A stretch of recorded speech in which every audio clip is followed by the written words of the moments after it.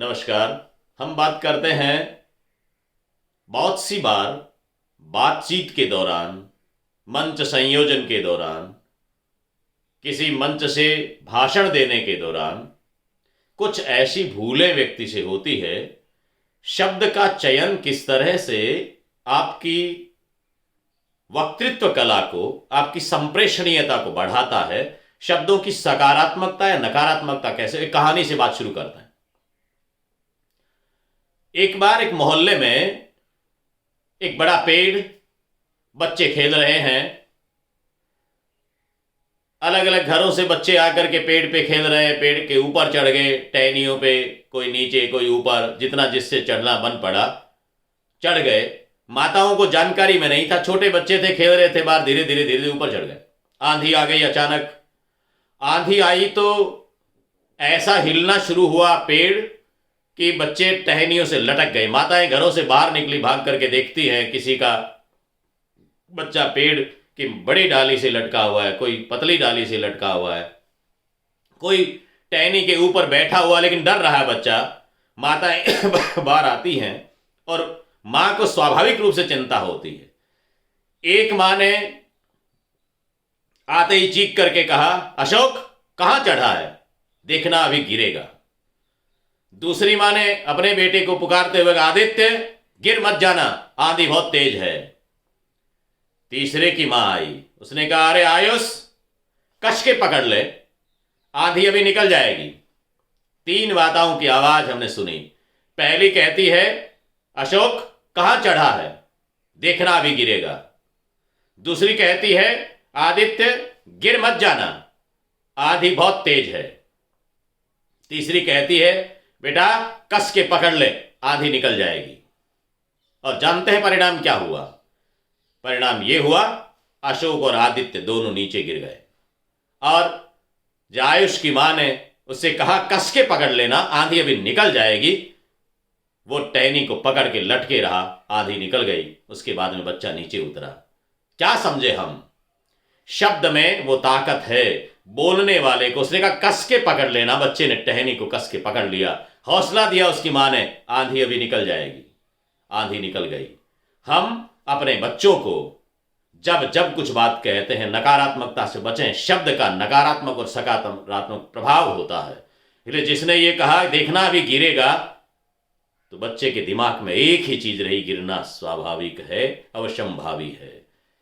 अगली ने भी कहा गिर मत जाना, फिर भी शब्द वही आ गया, गिरना, तो उसके दिमाग में भी वही रहा। इसलिए वो दूसरा जो काम उसे कस के पकड़ना था या मन में भरोसा जगाना था कि आंधी जल्दी से निकल जाएगी, वो नहीं जग पाया।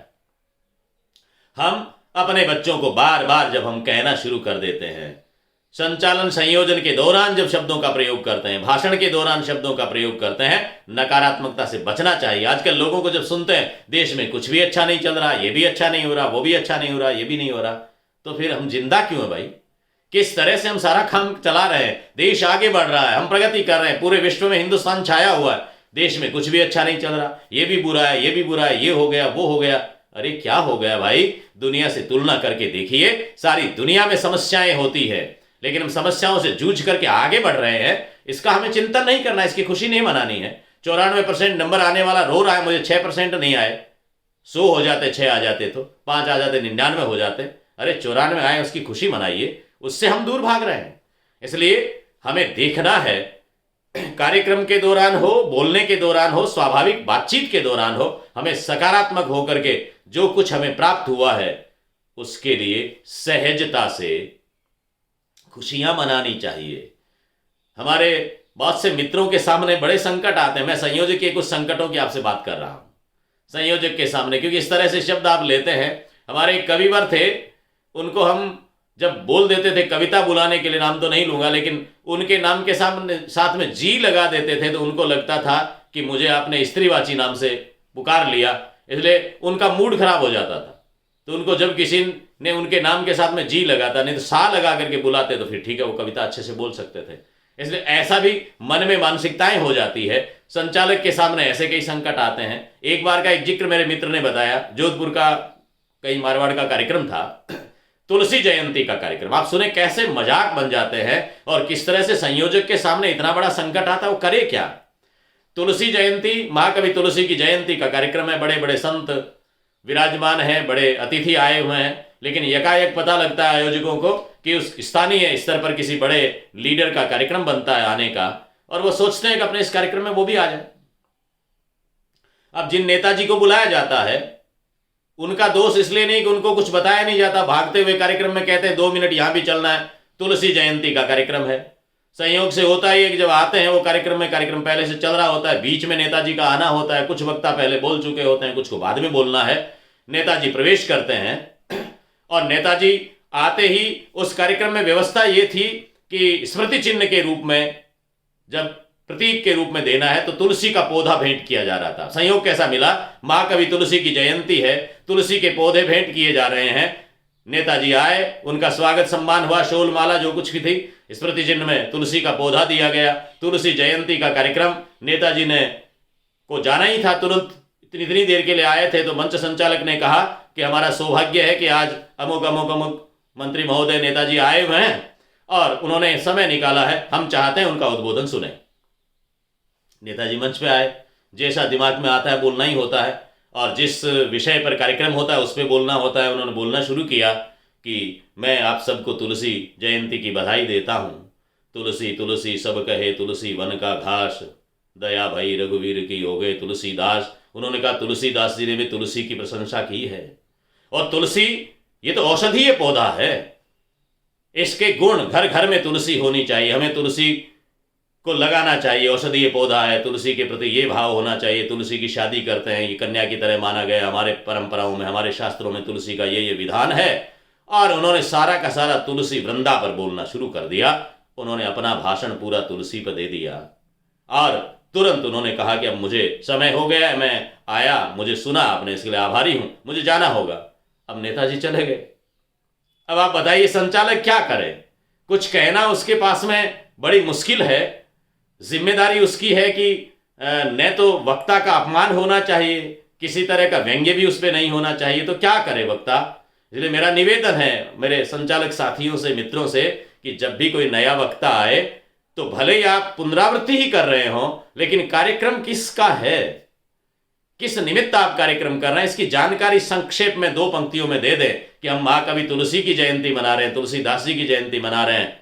तुलसी का पौधा और तुलसीदास दोनों में ये मिलन हुआ और भ्रम के कारण वो मान गए, बोल गए। तो ऐसा हमारे साथ में हो सकता है, बहुत सी बार नाम साम्य से ऐसा हो सकता है, भ्रम से ऐसा हो सकता है। इसलिए संचालकों के सामने कहीं मजाक नहीं बनाना चाहिए। कुछ लोग ऐसे करते हैं कि तुरंत बीच में टोक देवे या बाद में, या तो संकेत करना चाहिए, पर्ची दे करके भी संकेत किया जा सकता है कि तुलसी जयंती महाकवि तुलसी के नाम से है, तो भी बात बन सकती थी। बीच में कहा जा सकता था, अंतरंगता हो। कई बार ऐसा भी होता है कि ठीक है बोल रहे हैं, कोई बात नहीं है, तब भी कहीं व्यंग्य विशेष की बात नहीं है, क्षमा याचना करते हुए संचालक को बाद में क्षमा याचना करनी चाहिए कि छोटा उसी को बनना चाहिए, उसे कहना चाहिए मैं क्षमा याचना करता हूं, मैं क्षमा चाहता हूं कि मैंने ठीक से कार्यक्रम की जानकारी देने में भूल की है। ये तुलसी, महाकवि तुलसी की जयंती का कार्यक्रम था, फिर भी तुलसी हमारे लिए पवित्र है, उस पर आप बोले, उसके लिए हम आपका आभार ज्ञापित करते हैं। ऐसा बोल करके भी बात को ठीक किया जा सकता है। ध्यान देने का विषय यह है कि सच्चाई से अवगत तो कराना ही चाहिए संयोजक। ऐसा नहीं होना चाहिए कि वो बात ऐसी चल गई और दूसरे वक्ता को बुला ले, उसमें कोई चर्चा ही नहीं हो, ऐसा नहीं हो। वो खुद पे लेकर के भी कहे, लेकिन उस चीज को स्पष्ट करना चाहिए, क्योंकि झूठ को उजागर करना हर व्यक्ति का फर्ज होता है, भूल को सुधार करना हर व्यक्ति का फर्ज होता है। जोधपुर का एक किस्सा आता है महाराजा मान सिंह के समय का। कहते हैं कि वहां पर चर्चा चली जब बाबा जी का कर्ण छेदन किया गया, साधु का कर्ण छेदन हुआ। कर्ण छेदन में बात चली कि बाबा जी के कान से दूध निकला। जब कर्ण छेदन किया गया तो खून की जगह दूध निकला। अब कहा गया दूध निकला, दूध निकला, दूध निकला। हम देखते हैं कि एक बात जब चलती है तो दूर तक चली जाती है। एक व्यक्ति ने सुना, तो हमारी आदत में ये होता है कि मैंने तो देखा था, सुना है, वो कहता है मैंने देखा था। और ऐसा करके लोग बिना देखे ही गवाह बनने को तैयार हो जाते हैं। हाँ, बाबा जी के कान में से दूध निकला था, हमने देखा था। बाबा जी के कान में से दूध निकला था, हमने देखा था। महाराजा साहब के पास में बात पहुंची, उनको बड़ा आश्चर्य हुआ, अच्छा ऐसा हुआ है। उन्होंने लोगों से पूछा, सब ने कहा हाँ दूध निकला, दूध निकला। दरबार लगा। दरबार लगा करके एक एक को व्यक्तिगत पूछना शुरू किया कि मैं जानना चाहता हूं कि जब बाबा जी का कर्ण छेदन किया गया तो किस किस ने देखा, इंडिविजुअली पूछना शुरू किया। आपने देखा दूध निकला? एक ने कहा हाँ, मंत्री ने कहा हाँ हमने देखा, मैंने देखा दूध निकला। दूसरे ने कहा हाँ हमने देखा, हमने देखा, हमने देखा।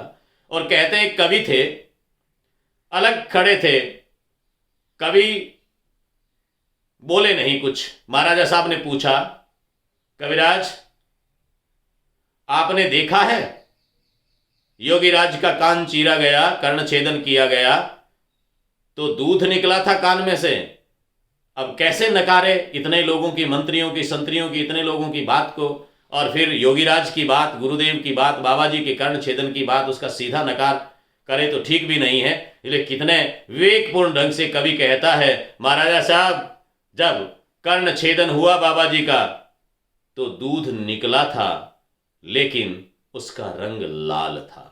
बस यहां कह करके अपनी बात को पूर्ण कर दिया। महाराजा साहब भी समझ गए कि दूध निकला था, रंग लाल था तो दूध नहीं खून ही था। किस तरह से सत्य को हम सामने ला सकते हैं, ऐसी घटनाएं, ऐसे किस्से हमारे पास में लोक साहित्य से अनेक मिलते हैं, जहां अनुभव की कड़ियां हैं हमारे सामने, उनको हमें देखना चाहिए, सुनना चाहिए और जीवन में आगे बढ़ना चाहिए। बहुत से ऐसे प्रवाद, किस्से, बहुत से ऐसे प्रसंग हम आपके साथ में साझा करते रहेंगे। पुनः पुनः धन्यवाद। आज के लिए आभार।